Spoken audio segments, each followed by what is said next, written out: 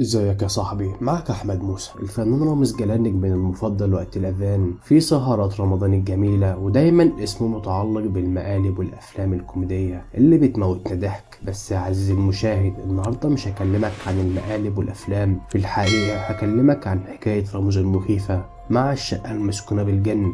ربنا يجعل كلامنا خفيف عليهم. عزيزي المشاهد، الفنان رامز جلال أكد إن القصة دي حقيقية في أكتر من برنامج، وقالها بكل تفاصيلها في كل برنامج بدون ما يغلط، مما يدل إنه مش مألفها، وأكيد لك مطلق الحرية إنك تصدقها أو لأ. ويلا بينا نبدأ القصة. بيحكي إن زميلته المقربة في المعهد مرة قالت له عاوزاك في موضوع مهم جدا يا رامز. قال لها في ايه؟ قالت له انا مش عاوزة اكون لوحدي وعاوزك معايا. اخدتها وقعدنا في جنب وقال لها ايه مالك؟ قالت لي انا اكتشفت ان عليا عفريت يا رامز، وكلمت شيخ هيجيلي في السكن وعاوزك تكون معايا عشان خايفة. قلت لها أكيد هكون معاكي، وأنا بصراحة مكنتش بصدق في المواضيع المتعلقة بالجن دي أوي. المهم رحت لها السكن وقعدنا شوية. قالت لي هو شوية وهيجي، وأنا بخاف أقعد معاه لوحدي، وخصوصا إنه راجل غريب. قلت لها عادي، أنا معاكي وإن شاء الله خير. مفيش شوية الباب خبط، ورحت افتح الباب لقيت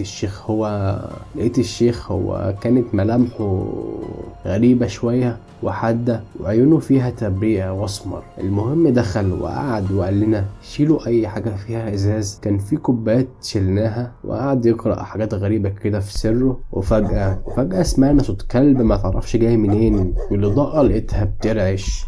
الشيخ لقيته بيضحك كده بصوت عالي، ومرة واحدة لقيت ازاز بيفرقع. ببص قدامي لقيت ازاز الترابيزة محدش اخد باله منها. والله الازاز بقى فرافيت رمل خالص، كأنه اتضرب بشاكوش 50 مرة. انا الكلام ده حصل من هنا وانا طيران على الشارع. اترعبت، وانا قلب خفيف في الحاجات دي، بخاف بسرعة. الموضوع ده حصل لزميلة، وانا وقتها ما كنتش مصدق في الحاجات دي. ومر 5 سنين وحصل نفس الموضوع ده، بس المرة دي ليا شخصيا.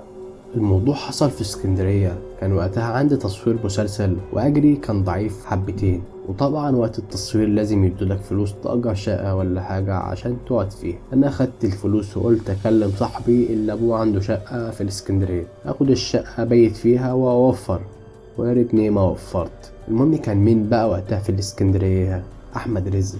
كان وقتها عنده مسرحية، رنيت عليه والراجل كده كده اسكندراني وهيعرفني مكان الشقة فين، عشان صاحبي كان مديني العنوان على ورقة. وفضلنا ندور يمين شمال لحد ما وصلنا للشارع، وكانت العمارات في الشارع كلها 4 أدوار تقريبا، والعمارة اللي فيها الشقة كانت 13 دور. المهم طلعنا أنا وأحمد، وانتم عارفين أحمد رزق بقى مليان حبتين، كان بيعافر وهو طالع على السلم، والسلالم منورة بنور أصفر اللي هو القديم ده. وفين وفين ووصلنا للدور ال13 اللي فيه الشقة. طلعت المفتاح، فضلت يجي ساعتين أحاول أفتح الباب معصلج، مفيش فيه أمل. طيب نفتح يمين، طيب نفتح شمال، مفيش. أحمد قال لي هات لما أحاول، وبيحس على المفتاح من هنا. لقيت الباب اتفتح، قلت له إيه الحلاوة دي يا أبو حميد؟ إيديك فيها البركة. وطبعا أنا مش فاهم وقتها إيه اللي بيحصل. دخلنا الشقة وكانت ضلمة ومفيش أي ضوء نهائيا، ووقتها ما كانش معانا موبايلات بتنور. فضلنا نحس على جدران عشان نوصل لمفتاح كهرباء، مفيش خالص. المهم الشقة اللي قدامنا رحت رن عليها، وصوت الجرس كان غريب قوي.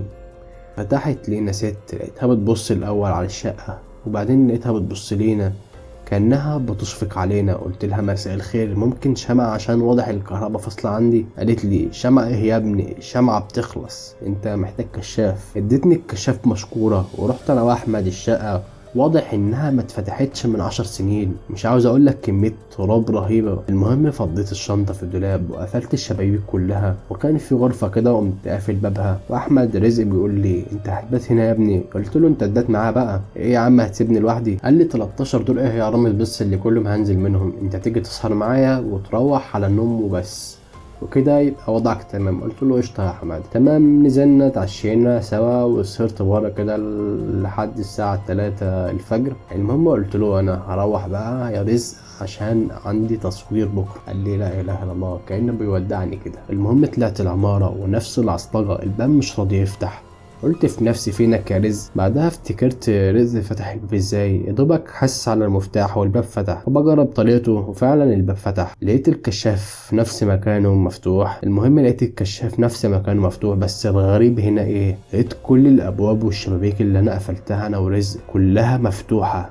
انا اترعبت، هو في ايه؟ ببص على الدولاب لقيته مفتوح، ولقيت صوت كده جاي من بره، صوت قطط. ما اديتش اهتمام قوي ودخلت الاوضه وقعدنا على السرير وانا شارد في فكر بول.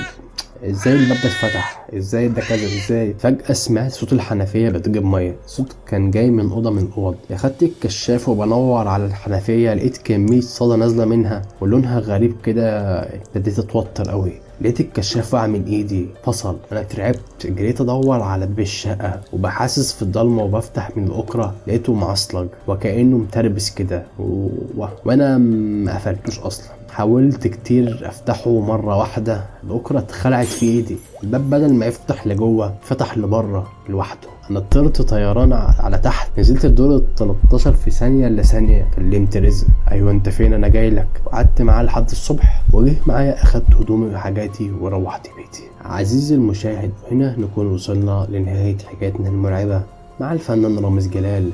تفتكر فعلا القصة اللي رواها دي حقيقية ولا لا؟ قول لنا تحت في التعليقات. وكالعادة لو المحتوى عجبك اشترك في القناة عشان قصص المشاهير المرعبة مستمرة معانا ان شاء الله. سلام.